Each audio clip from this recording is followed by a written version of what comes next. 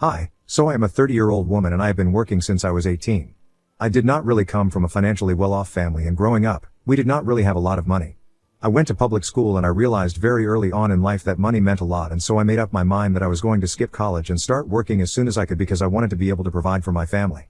I did not have a father because he had walked out on my mother when she was pregnant with me. He did not even offer child support, and he literally disappeared a couple of weeks after my mother found out that she was pregnant and told him about it. So there was no way to track him, and she had a lot of other things to worry about at the time, so she did not bother to do so either. And my mother got pregnant out of wedlock, which is not something that my grandparents approved of. They were very traditional and they actually wanted to terminate the pregnancy, but she did not do so and they ended up kicking her out. She was just 19 at the time and she was still in college, but she had to drop out because she did not have the means to be able to afford the tuition. And her family had cut ties with her, so she did not have anyone else to go to. So she started working as a cashier in the nearby grocery store and tried her best to make ends meet because she was desperate, and she also had to think about her medical expenses because of the pregnancy. Just a few months before I was born, she was told that she was having twins, and that was even worse for her because now, she had to think about how she was going to handle having 2 children when she was barely prepared to have even one. In spite of all of that, she never considered giving us up and went through it all. I really have no idea how she was able to bring herself to do all of it on her own without anybody's support, but all I know is that she must have been really brave. She did not tell my twin sister and me about any of this until we were 16, and even then, she only told us because we had been pressuring her into telling us about her father and everything about how her life had been before we were born, because we knew that we did not have any other family apart from each other and we wanted to get to know why. It was pretty depressing, but it made me realize that I had to step up and really be there for my family. So I did not go to college, and neither did my sister, and both of us started working at 18. My mother, by that time, had made a lot of progress and was the floor manager at a nearby supermarket. We did not have a lot of money, but we managed somehow, and at the time, that was enough for us. But with age, I decided that I wanted to be able to provide a good life for my mother in her old age, and I wanted my sister to be able to depend on me. Even though we were twins, I kind of considered myself her protector. I guess that was because I was 9 minutes older. So at 18, both my sister and I got jobs as saleswomen for a beauty company, and it was a decent job. We put together a part of our salaries every month and helped our mother with the bills and the rent, and it was a great feeling. I was much better at that job than my sister, so naturally, my commission was a lot higher than hers, and so after a couple of years, I got a big raise, and I told my sister that she could quit her job to do something that she actually wanted. I knew that she did not actually want to be a salesperson and she was more interested in writing and stuff, so I told her to do something about it because I wanted her to be able to live her dreams. After a lot of convincing, my mother and I were able to put her through college when she was 22 so she could get her degree in literature and even go to do her master's degree as well. And now, she's a teacher in a high school and she's doing pretty well for herself. She also has a wonderful blog of her own and I am so proud of her. As for me, I am now working in a manager position, at a different company, and life is pretty good for me. I would not say that I have achieved everything that I had dreamed of, but I'm getting there, slowly but surely, and for now, it is enough for me that I have been able to help my mother retire and have put my sister through school and enabled her to achieve her dreams. I am still a long way from being wealthy, which is exactly what I had set out to be, but I'm working my way up and I know I'll get there. And on my way up, I happened to meet my husband. Let's call him Nathan. He is 2 years older than me and we met each other about 5 years ago, at a concert that both of us were attending. He was a friend of an acquaintance and we ran into each other at the concert. He was really cute, so I struck up a conversation with him and we found out that we had a lot in common. Both of us are into fitness and we love the same TV shows as well. On our first date, we also found out that both of us grew up without a father because he had passed away when he was really young and mine had never even been in the picture. We started dating and met each other's families after 6 months of being together. My mother and sister love him, but I don't think I can say the same for his mother. I don't know why and I still have never been able to figure out why, but she just did not seem to like me. She was very cold to me the first time that we met, and that's the way it has been ever since. She has never made an effort to get to know me or be close to me, even though I have tried to get on her good side countless times. And there is only so much that I can do to win her over until I get tired and stop doing it. So I stopped trying after about a year of getting Nathan when I finally realized that she was never going to like me and I was tired of putting in an effort to get her to like me all the time. If she didn't like me, I was fine with it because I was only trying to get on her good side for Nathan's sake, but I personally did not mind being disliked by people. So we were pretty cold to each other and I was fine with that. Nathan also addressed it and he told me that his mother just needed some time to warm up to people and she would come around eventually, so I took his word for it and did not sweat it. With my family though, it was a completely different story and he seemed perfectly at ease with all of them. He even fit in perfectly with my sister's husband and her kids, and whenever we were all together, I felt much more comfortable than I did when his mother would be around. So naturally, I would visit his mother with him as sparingly as I could because I knew that she did not like me and I did not find it necessary to visit the people who did not like me or value me. Nathan never said anything about it back then, so I don't know what changed recently. He knew that I preferred to stay away from his mother, and I'm sure that she would like it as well because she had made it very obvious to me that I was not welcome in her home. Anyway, that was how it all was back then, but there have been a lot of changes in the recent past and I'm not sure how to feel about any of it anymore. I'm just confused, I guess. About 7.5 months ago, I found out that I was pregnant and I was already a couple of weeks along when I realized it. I was very happy because I thought it was the perfect time to have a child because we had been married for almost a year at that time, and I was ready. But I guess Nathan was not, because when I told him, he told me that he did not think it was a good time to have a child because he was still in the middle of setting up his new business and he would be very busy for the next couple of months with his business, and we also had to think about the financial aspect and the implications of having a baby at this stage of our lives. He had quit his job about a year ago so that he could join one of his friends in the business that they were about to start together. He had already invested a lot of money and they were probably going to have to invest even more, so he was not exactly at his financial best, but I told him that I did not have any issue with it and I would try to step up and contribute more to the household until his business was able to bring in money. But he was still pretty skeptical about it and did not seem fully on board with the idea of bringing a baby into the world, and even tried to convince me to terminate the pregnancy at one point, but I was also very stubborn and I put my foot down and I told him that we could either have the start or I would walk out of this marriage because I had made up my mind. So he eventually had to apologize to me for even suggesting something like that and told me that he was just nervous, which is why he was acting out like this. I forgave him and we decided that we were going to try and get through this together. At the time, it seemed like a good idea because I had no idea what was about to come. I knew that he was not going to be able to contribute much financially, so I decided that I was going to work for as long as I was able to until I was told not to come into work. Usually, my company has a policy of not allowing women in their third trimester to come to work, especially when they have much higher workloads, like I do. But for me, my boss was willing to make an exception because he knew what I was going through, since my husband was not exactly bringing in the kind of money that we were used to. So he told me that he could allow me to work until the 7th month of my pregnancy, but after that, he could not permit it because it would go against company policy. And after that, I had to go on maternity leave, whether or not I wanted it, because he could not open the company up to lawsuits just because of me. And I thought that he was being more than fair, so I was grateful for it. So I told Nathan about it and he was content with it at the time. He also told me that he was going to move us into his mother's house so we could save a lot on rent and we would not have to worry about that. I was completely against that idea and I could not believe that he was even suggesting it because he knew the kind of relationship that I had with his mother. I disagreed with it vehemently and I told him that there was no way I was moving in with her because I knew that she would never let me live in peace if I was living under her roof. And I was willing to work hard and bring in the money, but I would rather pay a huge amount of rent to live in my own home than move in with my mother-in-law just because we wanted to save money. But he got mad when I told him that I was not willing to move in with her, and he told me that I had just never even given his mother a chance and I was still doing the same, by refusing to move in with her when she herself had offered to take us in so that we would not have to spend an insane amount of money on rent and would be able to save for the future, so we would not have to worry about medical expenses during the pregnancy or after. I thought that it was really unfair for him to say that I had not given his mother a chance because as far as I was concerned, I had given her multiple chances to get to know me, but she was the one who never put in any effort. She was the one who didn't like me, and Nathan had acknowledged it earlier when we were dating, but he suddenly did not remember any of that when we were arguing about this a couple of months ago. I told him that if it was really about the money then we could live with my mother, but he told me that my mom lived way too far from his workplace and it would be very inconvenient for him to commute every single day. We discussed it for almost a week before I finally agreed to move in with his mother because I was sick of fighting, and he said that he had agreed to have a child with me, so now, I had to do something on his terms and I could not expect him to always do what I wanted him to do. And I was getting sick of arguing with him, so I decided to say yes at the time because I just could not take it anymore. In hindsight, I probably should have realized that this was not going to last because everything was going very differently from what I had expected from my pregnancy journey. After we moved in with his mother, I was really unhappy and had been for the past couple of months. She was really not a nice person to live with, and the only person who seemed to enjoy her company was Nathan. She treated me like I was an insolent toddler who would not listen to her and had a bunch of rules for me because she said that she was worried about me and wanted her pregnancy to be perfectly healthy, so I had to stick to healthy habits.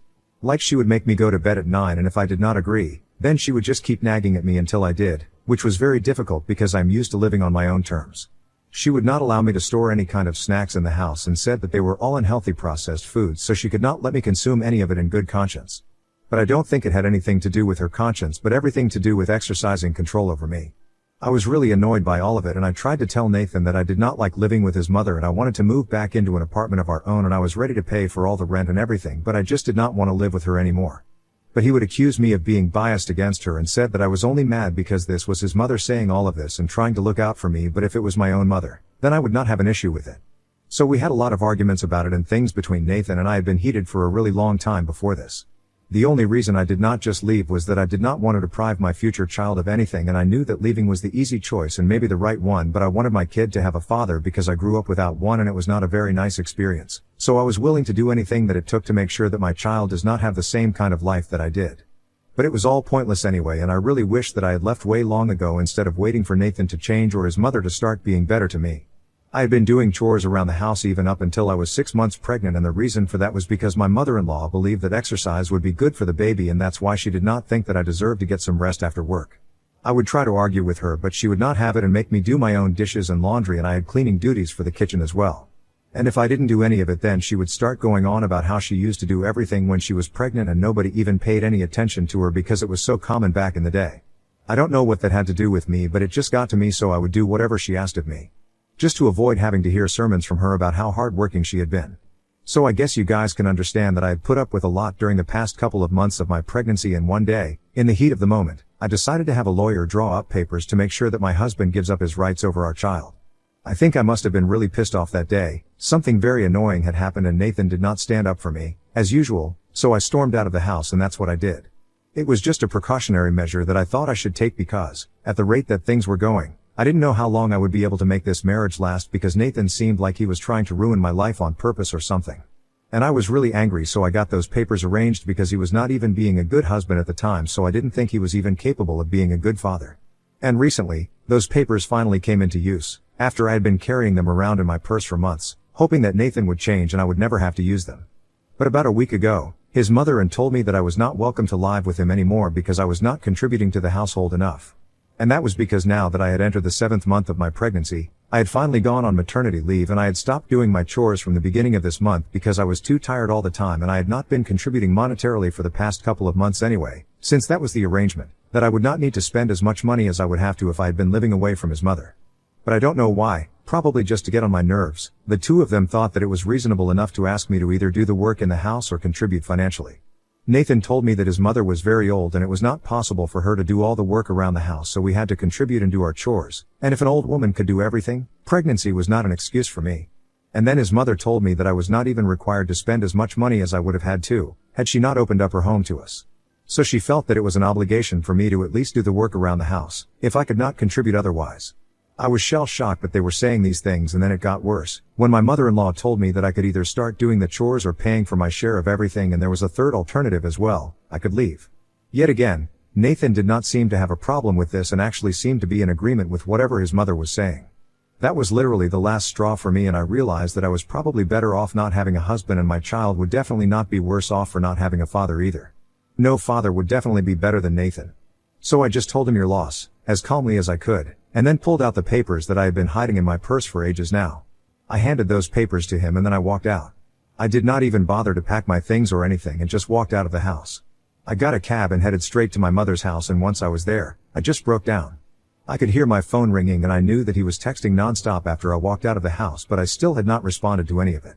I spoke to my mother and I told her everything that I had been put through and how they had been treating me. She was outraged and she immediately told me to contact my lawyer and file for a divorce because I would be much better off without him, and that was the fact of the matter.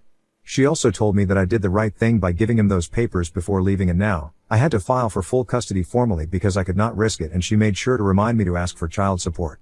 It's been a week since I left and I only spoke to him on the phone a couple of days ago, and he told me that he was sorry about everything, but just because he screwed up once, it did not mean that I had to leave, and said that he was ready to step up and had even left his mother's house. All that he needed was for me to come back to him and give him another chance. He told me that he did not even mean what he said the other day, and that it was just something that he had said because his mother wanted to scare me into doing the chores because she thought that an active lifestyle would help me more, and he realized now that it was just stupid and not worth risking his relationship with me for. I was very unhappy about everything, and I told him that I could not be with him anymore, especially not after the way he had been treating me and allowing his mother to treat me for the past couple of months. And he told me that he thought he was doing us all a favor by saving money and living with his mom. But he was wrong and he was admitting it, so now he wanted a chance to fix his mistakes, but I don't know if I want to give it to him because this is huge. I don't want my son to grow up without a father, but I definitely don't want to put myself through the kind of things that I had been through in the past few months of my pregnancy, because these were really tough times for me and I don't even know how I got through it. So Ida for not wanting to go back to my husband after he and his mother told me that I had to either contribute to the house or leave, even when I was 7 months pregnant? Update 1. Hello. Thank you, everyone, for the kind of support that you guys have shown me, and I really can't think of appropriate words to express how great I feel after going through the comments on my original post. It's really, really kind of you guys.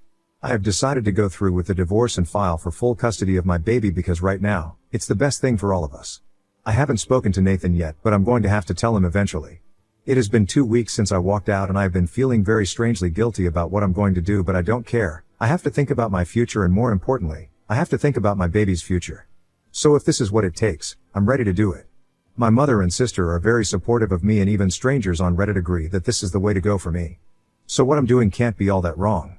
Update 2. So I finally told Nathan that I'm going through the divorce and I'm also filing for full custody, at least until our baby is old enough to talk, because I can't exactly trust him right now.